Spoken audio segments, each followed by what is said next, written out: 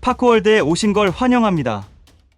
니콜라스도 이제 멈출 수 없는 상황에 놓여 있습니다. 파이코인의 상승을 가로막는 원인은 겉으로 보이는 것보다 훨씬 복잡합니다. 많은 분들이 락업 때문 아니냐고 이야기하시지만 실제로는 잠재 공급 압력과 실사용 생태계의 공백이라는 두 가지 구조적 장벽이 동시에 작동하고 있습니다. 락업 해제 스케줄은 이미 2028년까지 촘촘하게 깔려 있고, 이는 시장 참여자들에게 아직은 때가 아니다라는 신호를 끊임없이 주고 있죠. 하지만 이 문제를 만든 것도 결국 파이코인을 함께 만들어 온 우리 모두입니다. 그래서 해결 역시 우리 손에 달려 있다고 볼 수 있습니다. 오늘 영상에서는 파이코인은 왜 쉽게 오르지 못할까? 이 질문을 구조적으로 분석해서 현재 상황을 정확히 짚어보려고 합니다. 그리고 그 해답의 첫 번째 열쇠는 바로 보이지 않는 공급의 그림자, 잠재 공급 문제에서 시작됩니다. 파이코인의 락업 구조는 처음에는 정말 멋진 철학에서 시작됐습니다. 채굴에 참여한 모든 사람이 공정하게 보상을 받는 세상을 꿈꿨던 거죠. 수많은 파이오니어들이 그 믿음으로 3년 락업을 선택했습니다. 그 선택은 커뮤니티의 결속을 보여주는 상징적인 장면이기도 했습니다. 하지만 이 믿음이 지금은 가격을 짓누르는 잠재 공급 압력으로 바뀌고 있습니다. 거래소에 올라온 유통량만 보면 4억 개 정도로 많아 보이지 않지만 실제 마이그레이션된 물량은 약 82억 개에 이릅니다. 언제든 시장에 나타날 수 있는 잠재 물량이 그 뒤에 숨어 있는 셈입니다. 그러니 외부 투자자들은 이 모든 물량이 풀리기 시작하면 가격이 더 내려가는 건 아닐까, 이렇게 의심할 수밖에 없습니다. 이 의심이 곧 가격의 상단을 막는 보이지 않는 벽이 됩니다. 문제는 이 락업이 한 번에 끝나는 이벤트가 아니라는 점입니다. 매달 끊임없이 새로운 물량이 풀리고 그 흐름은 2028년까지 이어질 예정이거든요. 그래서 2028년은 파이코인에게 하나의 시험대 같은 존재입니다. 그 전까지 파이가 실사용 수요와 유동성을 충분히 확보하지 못한다면 계속되는 잠재 물량에 눌릴 수밖에 없다는 뜻이니까요.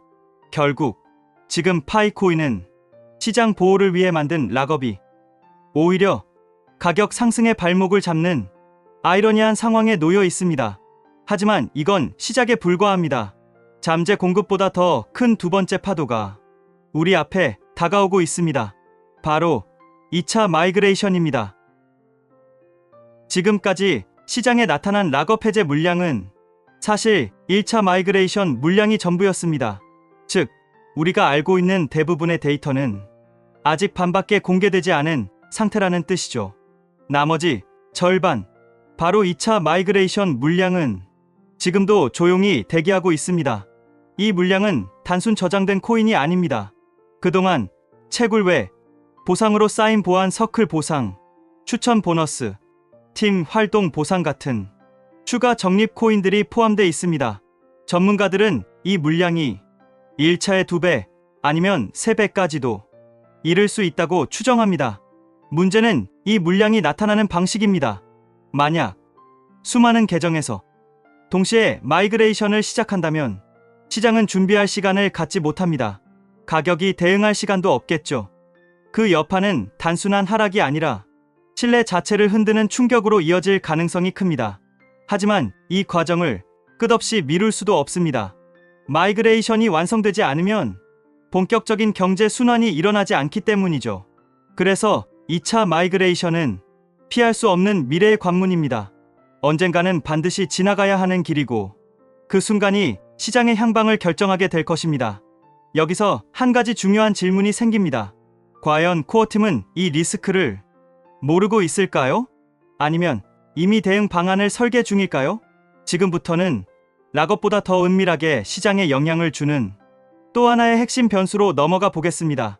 바로 코어팀 지갑 자동 해제 구조입니다. 파이코인의 공급 구조에는 많은 분들이 잘 모르고 지나치는 또 하나의 장치가 숨어 있습니다. 바로 코어팀 물량 자동 해제 메커니즘입니다. 파이코인의 총 발행량은 1천억 개이고 그중 약 200억 개가 코어팀 몫입니다. 이 물량은 단순히 시간만 지나면 풀리는 방식이 아니라 커뮤니티 물량의 락업 해제 비율에 맞춰서 해제가 가능해지는 구조입니다. 언뜻 보면 아주 공정해 보입니다. 많이 해제될수록 코어팀도 그만큼만 거래할 수 있는 구조니까요.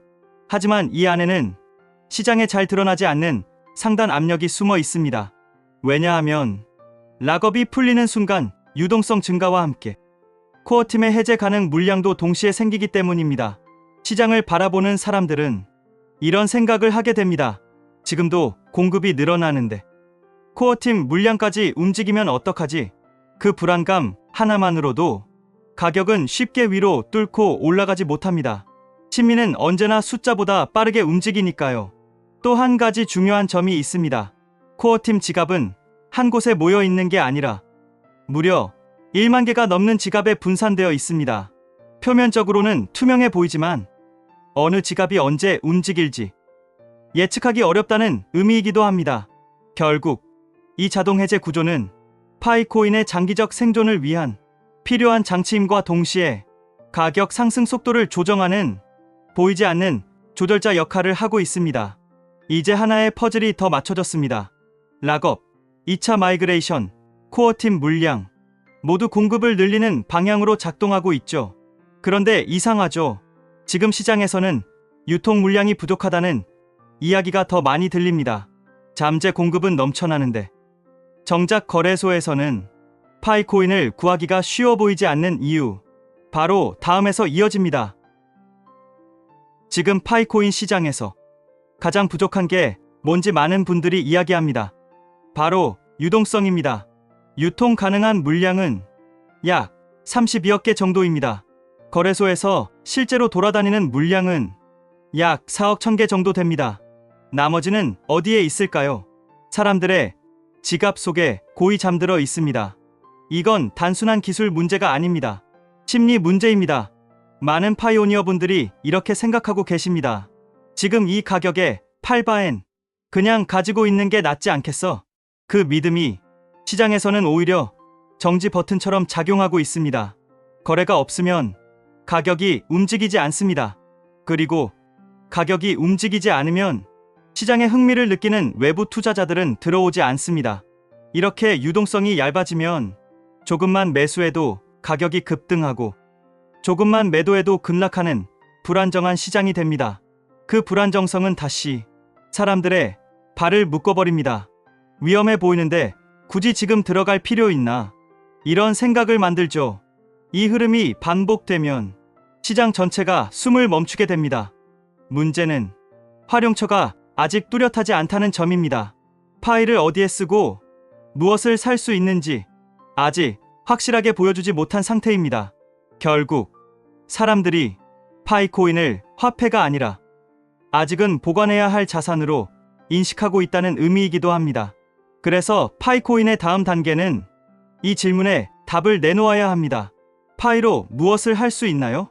이 질문에 대한 확실한 답이 등장하는 순간 유동성은 살아나고 시장도 다시 움직이기 시작할 것입니다. 바로 그래서 다음 이야기가 중요합니다. 파이코인의 진짜 가치는 기술이 아니라 실제로 쓰이는 곳에 달려 있기 때문입니다. 어떤 코인이든 가치가 인정받는 순간은 단 하나입니다. 사람들이 그 코인을 가지고 실제로 무언가를 사거나 교환할 수 있을 때입니다. 가격이 아니라 생활 속에서 쓰임새가 생기면 그때부터 진짜 화폐가 되는 것입니다. 하지만 현재 파이코인은 상장도 했고 거래소도 늘어났지만 활용처의 빈칸이 아직 충분히 채워지지 않았습니다. 코어팀이 가장 중요한 과제로 삼고 있는 영역은 탈중앙화 거래소 그리고 D앱 생태계 확장입니다. 이 두 가지가 자리 잡아야 파이코인이 실제 경제권 안에서 정상적으로 돌아갈 수 있거든요. 다만 아직은 기대만큼 속도가 빠르지 못합니다. 프로토콜 23 업그레이드가 예정되어 있고 내부적으로 많은 준비가 진행 중이지만 아직 테스트 단계에 머물러 있습니다. 메인넷에서 수많은 사용자들이 매끄럽게 사용할 수 있는 수준까지 가려면 좀 더 시간이 필요하다는 뜻입니다. 물론 그 이유를 이해하지 못하는 건 아닙니다. 파이코인은 세계 최대의 모바일 채굴 기반 커뮤니티고 사용자 규모가 워낙 크기 때문에 보안, 검증, 호환성 문제를 더 꼼꼼하게 확인해야만 합니다. 하지만 시장은 기다림만으로 유지되지 않습니다. 기대가 점점 줄어들면 심리적 열기도 식어가고 가격을 끌어올릴 힘도 약해집니다. 그래서 결국 시장은 이 질문 하나를 바라보게 됩니다. 파이로 뭘 할 수 있죠? 이 질문에 대한 답이 명확하게 등장하는 순간 락업 해제 물량을 흡수할 실사용 수요가 생기고 가격 상승의 기반도 만들어질 것입니다. 반대로 지금의 속도가 계속 이어진다면 새로 풀리는 물량은 계속 시장의 부담으로 작용하게 되겠죠. 그래서 다음이 중요합니다. 잠재 공급 폭탄을 어떻게 기회로 바꿀 수 있을지 그 전략을 살펴볼 시간입니다. 바로 2차 마이그레이션을 시장의 성장 동력으로 전환하는 방법입니다. 많은 파이오니어 분들이 2차 마이그레이션이라는 단어만 들어도 긴장된 표정을 지으십니다. 그만큼 잠재 물량이 크기 때문이죠. 하지만 이 물량은 무조건 위기만을 의미하지는 않습니다. 어떻게 풀어내느냐에 따라 반대로 기회가 될 수도 있습니다. 지금 시장에서 가장 현실적인 방안으로 많이 언급되는 방법이 하나 있습니다. 바로 점진적 분할 해제 방식입니다. 쉽게 말하면 2차 물량을 한꺼번에 마이그레이션 하는 게 아니라 매월 일정 비율씩 조금씩 이전해주는 방법입니다. 이렇게 되면 물량이 쏟아져 나오는 충격을 완화하고 시장이 숨을 고를 시간을 줄 수 있습니다. 그리고 그 시간 동안 파이 생태계가 성장할 수 있는 여유가 생깁니다. 이 기간에 탈중앙화 거래소가 자리 잡고 디앱과 결제 시스템이 본격적으로 돌아가기 시작하면 잠재 공급은 부담이 아니라 활발한 경제 순환의 연료로 바뀌게 됩니다. 물론 이 방식이 완벽한 해결책이라는 뜻은 아닙니다. 처음부터 장기 락업을 선택한 파이오니어들과 형평성 논란이 생길 수도 있고 적용 시점에 대한 의견 차이도 존재할 수 있으니까요. 하지만 지금의 상황은 단순히 원칙만을 고집하기 어려울 만큼 시장 환경이 빠르게 바뀌고 있습니다. 무엇보다 중요한 건 파이를 쓰는 사람들의 숫자입니다. 그 숫자가 늘어난다면 공급에 대한 우려는 자연히 줄어들게 됩니다. 그래서 2차 마이그레이션은 위기가 아니라 시장의 시간을 제공하는 전략이 될 수 있습니다. 그 시간을 잘 활용한다면 파이코인은 잠재 공급 압력을 오히려 성장 엔진으로 전환할 수 있습니다. 이제 다음 단계에서는 그 시간을 버텨낼 수 있는 확실한 변화의 신호가 무엇인지 살펴보겠습니다.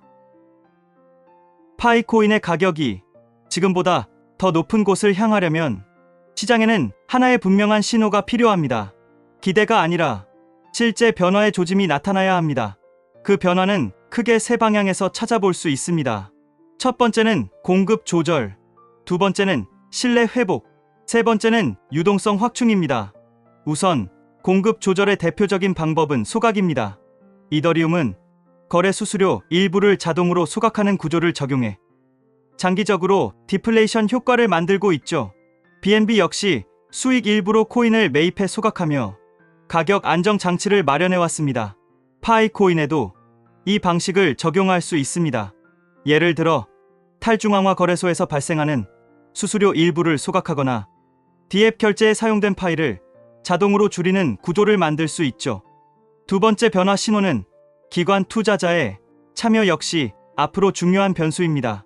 현재까지는 글로벌 메가펀드가 공식적으로 대규모 투자를 발표한 사례는 없지만 기존 벤처 투자사들이 포트폴리오에 이름을 올리고 있는 만큼 자금 유입 가능성은 점차 높아지고 있습니다.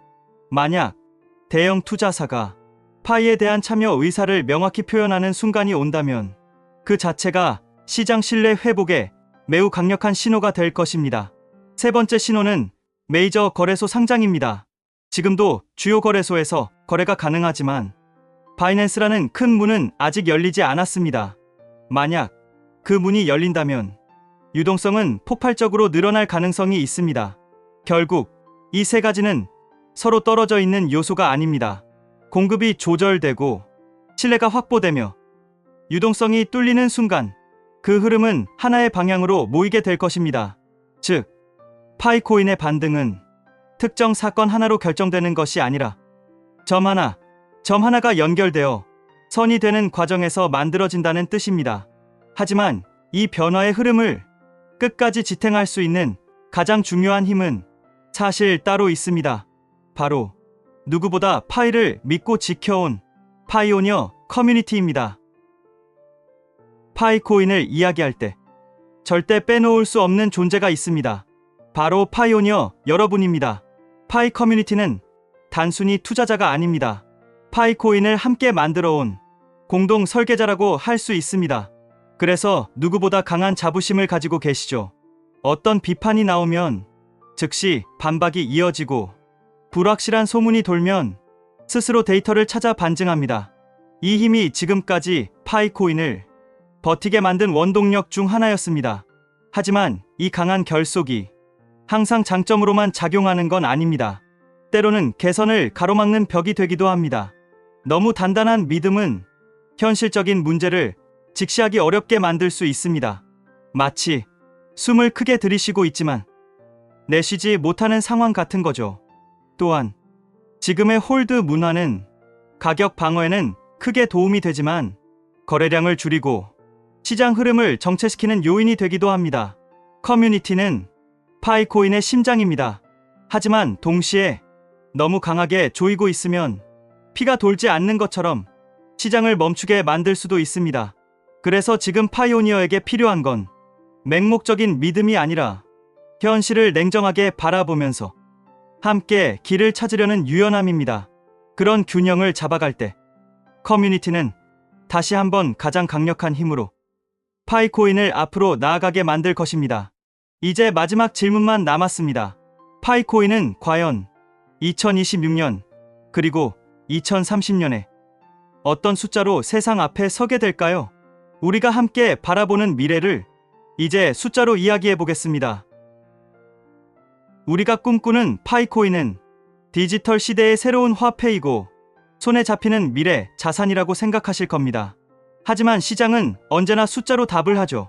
현재 파이코인의 가격은 약 0.2달러 선에서 머물러 있습니다. 유통 속도는 느리고 활용처는 아직 충분히 열리지 않았습니다. 그래서 지금의 가격은 파이코인의 잠재력보다 두세 단계는 아래에 있는 상태입니다. 하지만 이 가격이 곧 파이코인의 운명을 뜻하지는 않습니다. 미래는 지금과 전혀 다르게 흘러갈 수 있습니다. 만약 파이코인이 탈중앙화 거래소를 통해 원활한 교환 시스템을 갖추고 디앱에서 결제가 실제로 돌아가기 시작한다면, 그리고 2차 마이그레이션을 시장 속도로 소화할 수 있다면 2026년에는 1달러 부근까지는 충분히 올라설 수 있다는 전망이 나옵니다. 이건 낙관이 아니라 구체적인 조건 위에서 계산한 현실적인 기대입니다. 2030년에 이르면 파이는 완전히 다른 위치에 있을 수 있습니다. 경제권 안에서 사람들이 파이를 일상적으로 쓰고 있다면 30달러에서 50달러 사이의 밴드는 충분히 가능해 보입니다. 물론 그 반대의 경우도 생각해봐야 합니다. 생태계 확장이 지연되고 공급 부담이 그대로 반복된다면 가격은 오랜 시간 1달러 아래에서 머물 수도 있습니다. 하지만 여기서 중요한 건 이 예측이 낙관도 비관도 아니라는 점입니다. 이건 선택의 문제입니다. 어떤 방향으로 나아가느냐에 따라 결과는 완전히 달라지니까요. 락업은 시간이 지나면 풀립니다. 하지만 시장은 기다려주지 않습니다. 결과로 말하라고 요구합니다. 결국 파이코인의 미래는 누가 파이를 쓰고 누가 파이에 참여하고 얼마나 많은 사람들이 파이를 필요로 하느냐에 달려 있습니다. 언젠가 지금의 0.3달러가 가장 낮았던 시절로 기억될 날이 올 수도 있습니다. 그 여정을 함께 가는 사람들, 바로 파이오니어 여러분이 이 미래의 주인공입니다.